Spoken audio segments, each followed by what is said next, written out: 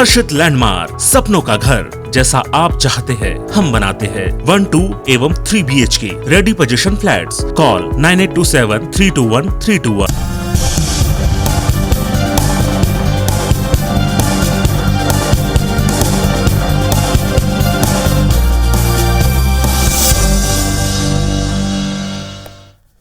नमस्कार, IBC 24 देख रहे हैं आप। मैं हूं आपके साथ विजय कुमार पंड्या। मध्य प्रदेश की बात में आप सभी का स्वागत। साल 2023 में होने वाले विधानसभा चुनाव के पहले कांग्रेस ने प्रदेश की सियासी पिच पर बल्लेबाजी शुरू कर दी है। कांग्रेस की अगुवाई में 19 विपक्षी दल महंगाई, बेरोजगारी समेत कई मुद्दों को लेकर सरकार के खिलाफ सड़क पर उतरे हैं। केंद्र और राज्य सरकार की कथित जन विरोधी नीतियों को लेकर जमकर बरसे। कांग्रेस की कोशिश है कि चुनाव से पहले बीजेपी को जनता से जुड़े मुद्दों पर घेरा जाए। इधर बीजेपी के मुताबिक यह कांग्रेस की जनता को गुमराह करने की राजनीति है। महंगाई को लेकर विपक्ष के हल्ला बोल पर बात करेंगे, लेकिन पहले एक रिपोर्ट दिखाएंगे। महंगाई, बेरोजगारी, शासकीय उपक्रमों को बेचना और हर प्रकार से संवैधानिक संस्थाओं पर दबाव डालकर प्रभाव डालना, उस पर अपने मन की बात करवाना, हम उन सब के खिलाफ हैं। बीजेपी सरकार के खिलाफ दिग्विजय सिंह की ये तल्खी नई नहीं है, लेकिन चुनाव के नजदीक आते ही इनके तेवर बदले बदले से नजर आ रहे हैं। रंजिश बढ़ती ही जा रही है। दरअसल मध्य प्रदेश में विपक्षी दलों की संयुक्त मोर्चे ने मोदी और शिवराज सरकार के खिलाफ दम भरा है। मकसद है मध्य प्रदेश में अगले चुनाव में बीजेपी के विजय रथ को रोकना। 2023 में होने वाले विधानसभा चुनाव में बीजेपी को शिकस्त देने के लिए कांग्रेस की अगुवाई में एकजुट हुए 19 विपक्षी दल बढ़ती महंगाई, बेरोजगारी समेत कई मुद्दों को लेकर सड़क पर उतरे और केंद्र व राज्य सरकार की कथित जन विरोधी नीतियों के खिलाफ प्रदेश व्यापी धरना प्रदर्शन किया। इस दौरान विपक्षी नेता केंद्र और राज्य सरकार पर जमकर बरसे। लड़ाई लगातार भारतीय जनता पार्टी की निर्मोही सरकार, जिसने कोरोना में जिन लोगों की जान गई है, 4 लाख देने की बात की थी, वो आज तक दिए नहीं गए। जिनको अनुकंपा नियुक्ति मिलना था वो मिली नहीं है। कुछ किसान परेशान, व्यापारी परेशान, हर वर्ग परेशान है। इन सब की लड़ाई पूरे मध्य प्रदेश के लोग लड़ाई संयुक्त मोर्चा लड़ेगा। दरअसल मध्य प्रदेश में बढ़ती महंगाई के जरिए कांग्रेस अपनी राजनीतिक जमीन को मजबूत करने में जुटी है। चुनाव के पहले कांग्रेस की कोशिश है कि पेट्रोल, डीजल और रसोई गैस की कीमतों पर सरकार को घेरा जाए। कांग्रेस अब विपक्षी दलों को साथ में लाने में कामयाब भी दिख रही है। हालांकि ये पहली बार नहीं है जब विपक्षी दल एक फ्रंट पर आए हों। विपक्ष का ऐसे एकजुट होना बीजेपी सरकार की सेहत के लिए खतरे का संकेत जरूर है। हालांकि बीजेपी नेता इस बात से इत्तेफाक नहीं रखते। यदि केवल भारतीय जनता पार्टी के खिलाफ माहौल बनाने के लिए एक हो जाएंगे तो इस मोर्चे का कोई औचित्य नहीं है। अपने सकारात्मक एजेंडे को लेकर यदि मोर्चा बनता तो उसका कोई मतलब निकल सकता था। मोर्चे का कोई अस्तित्व नहीं। सभी विरोधी दलों में जो भारतीय जनता पार्टी को रोकने का प्रयास कहीं ना कहीं थोड़े थोड़े स्थान पर करते थे, वो सब इकट्ठे होकर प्रयास कर रहे हैं। लेकिन देश की जनता बखूबी जानती है, बहुत अच्छे से जानती है कि कांग्रेस केवल अपने नेताओं का और खुद का उद्धार करना जानती है। पब्लिक का कहीं उद्धार नहीं हो सकता। इसलिए भारतीय जनता पार्टी के नेतृत्व के साथ उनका भरोसा है और माननीय मोदी जी के साथ उनका भरोसा है। बढ़ती महंगाई को लेकर विपक्ष फिलहाल एकजुट तो नजर आ रहा है, पर सवाल ये कि विपक्षी दलों की एकता टिकेगी कब तक। बहरहाल बढ़ती महंगाई ने लोगों की जेब पर असर डाला है, इसमें कोई शक नहीं। घर का बजट बिगड़ चुका है। जाहिर तौर पर इन मुद्दों पर कांग्रेस और विपक्ष बीजेपी सरकार को घेरकर मुश्किलें बढ़ा सकती है, तो दूसरी तरफ बीजेपी आंकड़ों के जरिए खुद का बचाव करने में जुटी है। नवीन कुमार सिंह, IBC 24, भोपाल। तो प्रदेश के अंदर और देश के अंदर को मुद्दों को उठाकर कांग्रेस ने आज प्रदर्शन किया और ये तैयारी है, ये एक तरह से प्रोसेस है अलग अलग जगह प्रदर्शन करके सरकार के खिलाफ माहौल बनाने की, क्योंकि राजनीतिक पार्टियां हैं, आने वाले समय में उनको भी चुनाव लड़ना है। जनता को सरकार ने क्या काम किया, क्या फेल्यूर रहा, कहाँ वो किन स्तर पर पिछड़ी है, इन तमाम चीज़ों को जनता तक पहुँचाना है। 2 खास मेहमान हमारे साथ, पंकज चतुर्वेदी जी, बीजेपी प्रवक्ता, प्रखर वक्ता और मोटिवेशनल लेक्चरर भी, साथ ही साथ राम पांडे साहब, कांग्रेस प्रवक्ता हैं, बड़ी मजबूती से कांग्रेस की बात रखते हैं। और साथ ही साथ अपनी बात को प्रमुखता या ये कहें कि अपनी बात को रखने के लिए वो शब्दों का भी बहुत सही चयन करते हैं। बहुत बहुत शुक्रिया आप दोनों का साथ में जुड़ने के लिए। मैं राम पांडे जी आपसे ये जानना चाहूँगा, लंबे समय से कांग्रेस छोटे मोटे प्रदर्शन तो करती आ रही है, लेकिन अब ग्वालियर के प्रदर्शन के बाद से हम देख रहे हैं सुस्ती जो थी वो ख़त्म हो चुकी है। ये सुस्ती जो है वो चुस्ती में बदल गई है। क्या ख़ास कारण, या फिर जिस तरह से सत्ता से बेदखल करने की कोशिश की थी, या कहें कि कामयाब कोशिश की थी आप ही के कुछ लोगों ने, अब वापस सत्ता चाहिए, सरकार का फेल्यूर बताने के लिए जगह जगह उतरेंगे? जी, अभी से नहीं, जन विरोधी नीतियों का कांग्रेस ने हमेशा ही विरोध किया है और हमेशा ही आवाज उठाई है। आपने भी ध्यान दिया है, उसके लिए आपको शुक्रिया। हम रोज ही बात उठा रहे हैं और ये जो महंगाई और बेरोजगारी का जो मुद्दा है, इससे हर वर्ग परेशान है, जनता परेशान है, हर पार्टी के लोग परेशान है और यहां तक कि भारतीय जनता पार्टी के भी कार्यकर्ता परेशान है। तो आप देख ही रहे, महंगाई लगातार बढ़ती जा रही है, बेरोजगारी लगातार बढ़ती जा रही है। और मैं अभी की बात नहीं कर रहा हूं, कोरोना का बहाना भारतीय जनता पार्टी के नेता बना सकते हैं, मैं कोरोना काल के पहले की बात कर रहा हूं। और इन सबका कारण क्या है? मतलब बिना सोचे समझे नीतियों को लागू कर देना, बिना सोचे समझे काम करना। इन सबका सबसे बड़ा कारण, पहली शुरुआत हुई थी नोटबंदी से, बगैर किसी विचार विमर्श के नोटबंदी लागू कर दी। उससे 6 महीने करीब देश बंद रहा, उससे बेरोजगारी बढ़ी, महंगाई बढ़ी। उसके बाद जीएसटी लागू किया, जो जीएसटी कांग्रेस सरकार 14% पर लेकर आ रही थी, उसको इन्होंने 28% पर लागू किया। उससे आम आदमी की क्रय शक्ति बढ़ गई, प्रोडक्शन फैक्ट्रियों का कम हो गया, फैक्ट्रियों ने लोगों को निकालना शुरू कर दिया। उसके कारण भी ये महंगाई और बेरोजगारी जीएसटी के कारण बढ़ी। तो इनकी जितनी भी जो नीतियां हैं वो सब जन विरोधी है और कुछ उद्योगपतियों को फायदा पहुंचाने के कारण इन्होंने देश के लगभग सभी व्यापारियों को तबाह कर दिया, केवल 2 लोगों को फायदा पहुंचाने के कारण। यदि ये बैलेंसिंग का काम करते तो आज ये दुर्दशा नहीं होती। और हमने सबने देखा है कि एक टेलीकॉम कंपनी का विज्ञापन प्रधानमंत्री करते हैं जिससे बीएसएनएल बंद हो गया। आज देख रहे हैं हम सरकारी संपत्तियों को बेचा जा रहा है। प्रदेश की बात करें तो एक तरफ तो मुख्यमंत्री कहते हैं जैसे ही सरकार में आए कि कमलनाथ जी बहाना बनाते थे कि खजाना खाली पड़ा हुआ है। खजाना तो बहुत भरा हुआ है। अभी कल परसों खंडवा में कह रहे हैं खजाना खाली पड़ा हुआ, मैं क्या करूंगा। 4 विधानसभा में उपचुनाव है, वहां अरबों रुपए की घोषणाएं हो रही है। मतलब दो अर्थी बातें कर रहे हैं, कभी कह रहे हैं खजाना खाली है तो फिर घोषणाएं किस बात पर हो रही है। तो महंगाई बेरोजगारी पर विपक्षी पार्टियां ही नहीं, पूरी जनता साथ है। मैं तो कहता हूं भारतीय जनता पार्टी का कार्यकर्ता पेट्रोल पंप पर जाता है और उसको जब 110 रुपए का पेट्रोल मिलता है तो उसको दर्द नहीं होता क्या? भारतीय जनता पार्टी का कार्यकर्ता जब 1000 रुपए का गैस सिलेंडर खरीदता है तो उसको दर्द नहीं होता है क्या? जब भारतीय जनता पार्टी का कार्यकर्ता घर पर निठल्ला बैठा हुआ है तो उसको दर्द नहीं होता है? हरियाणा में इनकी सरकार है, आज देश में सबसे ज्यादा फैक्ट्रियां हरियाणा में है और सबसे ज्यादा बेरोजगारी हरियाणा में है। इससे आप अंदाज लगा सकते हैं कि जहां सबसे ज्यादा फैक्ट्रियां हैं वहां क्या दुर्दशा हो रही है। और सबसे बड़ा जो कारण है देश में असुरक्षा की भावना पैदा करना, देश में जो मतलब आपका साफ तौर पर कहना है राम पांडे साहब कि देश में कोई काम नहीं हो रहा है, केंद्र और राज्य सरकार दोनों जो है सिर्फ और सिर्फ जनता को गुमराह कर रही है, क्या ये कहना चाह रहे हैं? कहना नहीं चाह रहे हैं, आप देख लीजिए ना, 30 का वादा किया था ना पेट्रोल का।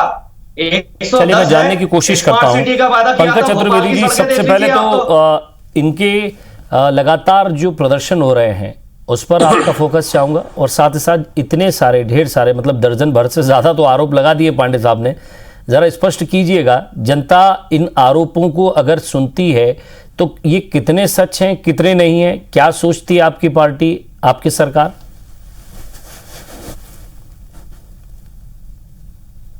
देखिए विजय जी, सबसे पहले तो कांग्रेस पार्टी का राष्ट्रव्यापी स्तर पर एक अभियान है और वो प्रतिपक्षों उनका काम है आरोप लगाना।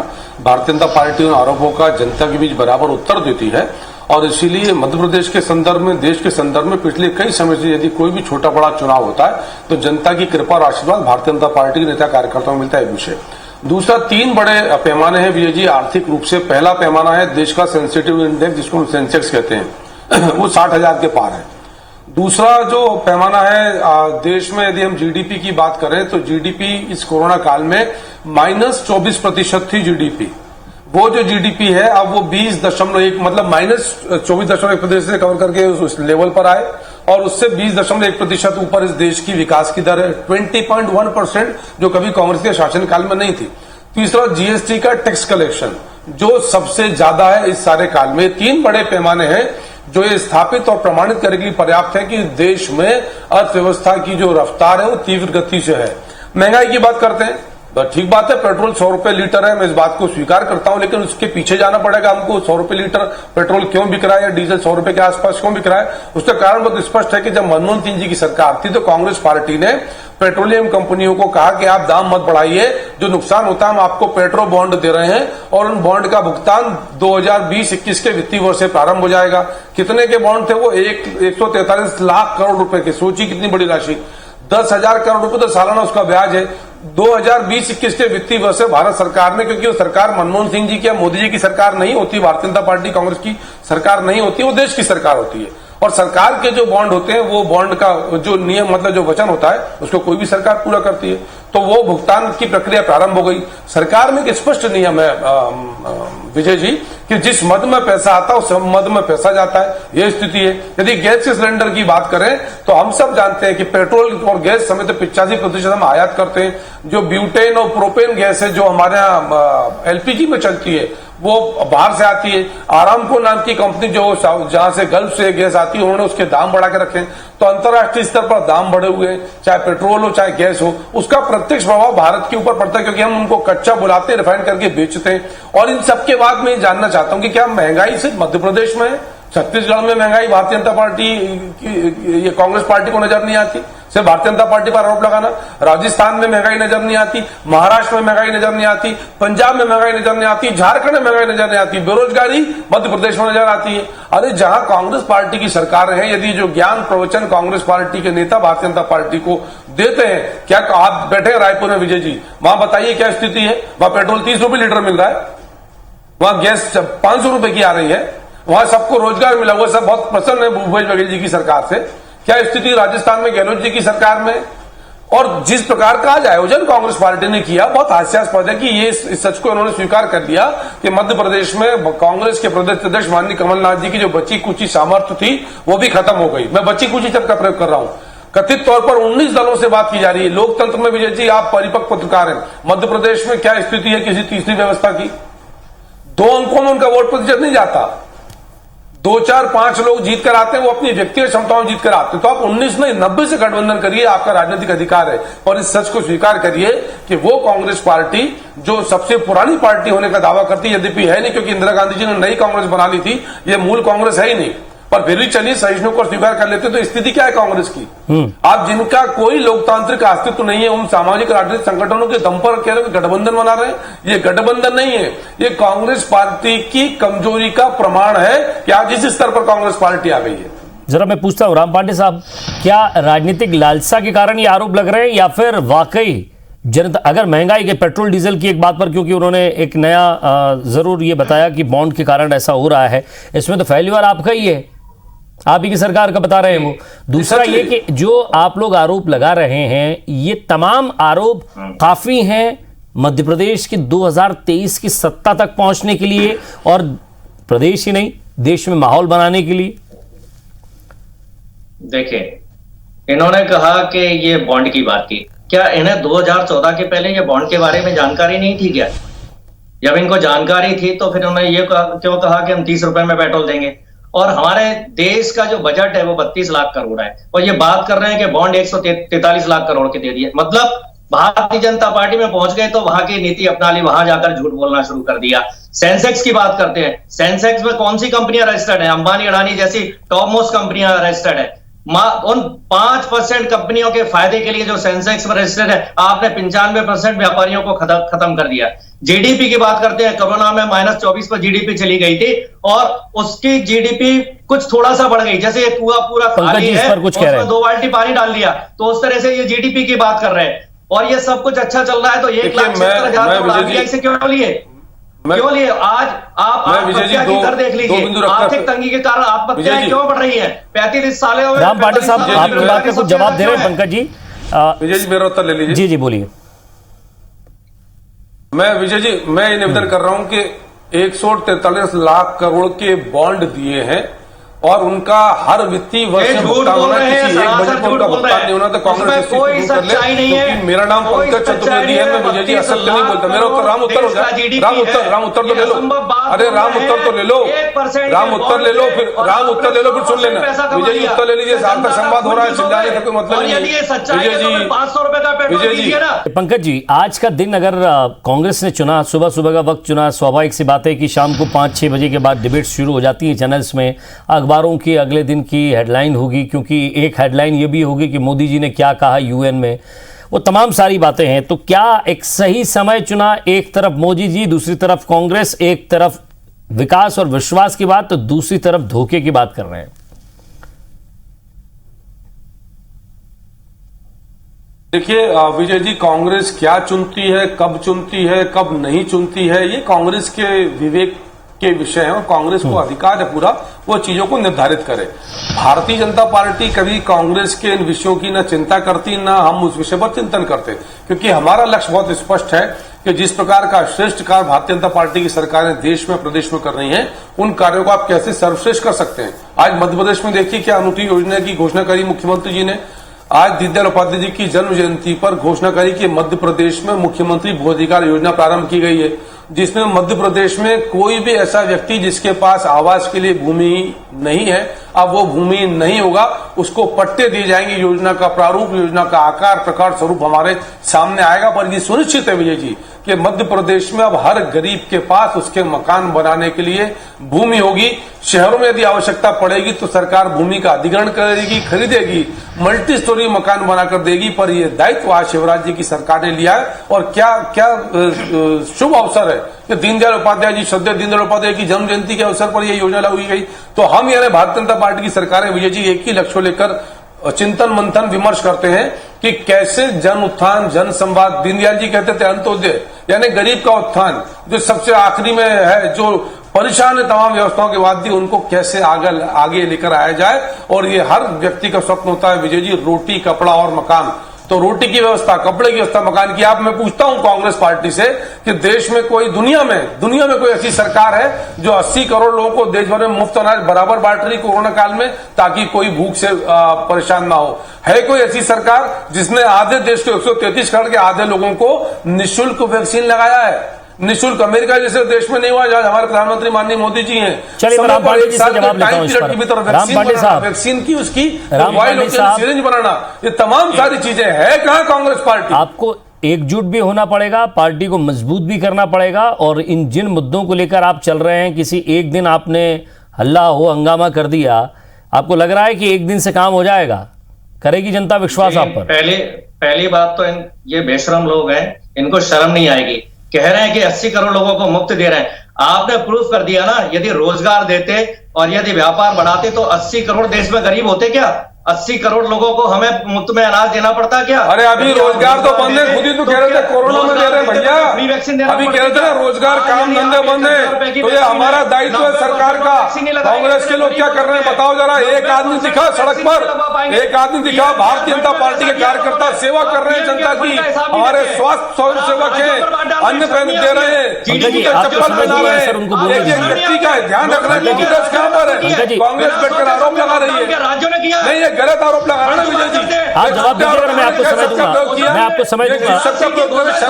ऐसी भाषा का प्रयोग करते हैं विजय जी, ये इस प्रकार की भाषा का प्रयोग करते हैं। ये निर्लजता कांग्रेस ने धारण कर रखी है, जिनके राष्ट्रीय स्तर पर अध्यक्ष का पता नहीं है। मैं चाह रहा हूं पंकज जी, आप उनको सुन लीजिए, उनको सुन लीजिए पंकज जी। पंकज जी मैं रोक रहा हूं आपको। पंकज जी, राम पांडे साहब आपके पास 20 सेकंड है अपनी जवाब, आप अपना पक्ष रख सकते हैं।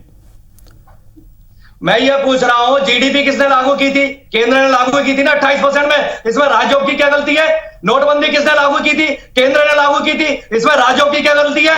असुरक्षा की भावना, नफरत कौन फैला रहा है? केंद्र फैला रहा है। लोग धंधा व्यापार नहीं कर रहे हैं, इसमें राज्यों की क्या गलती है? विजय जी, लॉकडाउन बिना सोचे समझे लगाया गया, राज्यों से पूछा नहीं गया, राज्यों ने व्यवस्था नहीं कर पाई, ऑक्सीजन सिलेंडर की व्यवस्था नहीं कर पाई, लाखों लोग मर गए। इसमें राज्यों की क्या गलती है? क्या ट्रंप को राज्य ने बनाया था? और जीएसटी क्या? बैंगलोर में जो विधायकों की चलिए पंकज जी जवाब दीजिएगा। सरकार को गिराया गया था विजय जी, उनको पता ही नहीं जीडीपी क्या, जीएसटी चलिए करोड़ रुपया लेकर सरकार गिराई गई थी। विजय जी, राम साहब मैं आपको रोक रहा हूं, आपने अपनी बात रख दी। पंकज जी एक एक चीज का जवाब दीजिएगा, अगर आपके पास सवाल का जवाब है तो। 10 साल तक टैक्स नहीं लगेगा, हम काला धन लेकर आएंगे, 10 साल तक कोई टैक्स नहीं। राम पांडे साहब मैं रोक रहा हूं आपको, कांग्रेस से पूछे एक सार्थक डिबेट कीजिए। आप वो भी बोलेंगे, आप भी बोलेंगे, समय नष्ट होगा।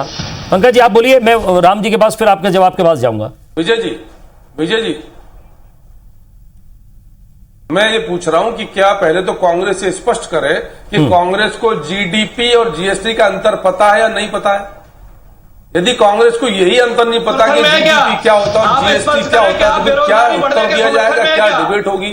ये स्थिति कांग्रेस को फिर वही बात आप मुझे रोकते, ये बीच में बोल रहे हैं। मैं तो सिर्फ ये पूछ रहा हूं कि इनको जीडीपी और जीएसटी का अंतर पता है कि नहीं पता है। ये जहां भी विजय जी जन उत्थान की, जन कल्याण की, जनहित की, जन संवाद की, जन विकास की बात होगी, कांग्रेस पार्टी हर उस प्रक्रिया में आपत्ति दर्ज कराती, क्योंकि ये गरीब की विरोधी मानसिकता के कांग्रेस पार्टी के लोग हैं और इसीलिए आज देश में और प्रदेशों में कांग्रेस पार्टी की लोकतांत्रिक दुर्दशा है। क्या स्थिति कांग्रेस पार्टी की, इनको पता ही नहीं है कि कौन सी दिशा में जा रहे हैं, इसीलिए दुर्दशा को प्राप्त है। इनको यही नहीं पता विजय जी कि जीडीपी क्या होता है, जीएसटी क्या होता है, कि ये कह रहे हैं कि साहब जीडीपी कांग्रेस ने लागू किया, अरे भाजपा ने लागू किया। भाई साहब पहले पता तो कर लो कि जीडीपी क्या और जीएसटी क्या है, हम किन विषयों पर बातचीत कर रहे हैं। अर्थशास्त्र बहुत बारीक विषय होता है और ये बुनियाद पता होना चाहिए। चलिए सर, राम पांडे साहब आपके पास 10 सेकंड में जवाब दीजिएगा। इसकी जानकारी देखो, मूर्ख लोगों को समझाना बड़ा मुश्किल है। जो जीएसटी और जीडीपी नहीं जानते, ये सारी चीजें कांग्रेस लेकर आई। सब कुछ जितने कानून बने, बेरोजगारी खत्म करने के, महंगाई कम करने के, सब कुछ कांग्रेस ने किया। आरटीआई कांग्रेस में लेकर आई। जिस 80 करोड़ की बात करते हैं, वो ये खाद्य सुरक्षा बिल कांग्रेस लेकर आई। चलिए, सब कुछ कांग्रेस ने किया, बीजेपी ने सब कुछ बेच दिया, ये आरोप आपके पास है। मनरेगा में 200 दिन के रोजगार की गारंटी प्रदान करें, कोरोना में जान गंवाने वालों को पैसा नहीं मिला, चीजें बेची जा रही हैं, उद्योग बेचे जा रहे हैं, महंगाई काबू में नहीं है। तमाम ऐसे आरोप और कुछ मसले हैं जहां दोनों पार्टियों को फिलहाल सोचने की जरूरत है, क्योंकि अगर इसी तरह से प्रदर्शन चलते रहे तो आने वाले वक्त में सरकार के लिए ये ठीक नहीं होगा और कहीं ना कहीं ये जो दोष लग रहे हैं इसको समेटने की भी जरूरत है। बहुत बहुत शुक्रिया आप दोनों का हमारे साथ जुड़ने के लिए और बातचीत के लिए। नमस्कार।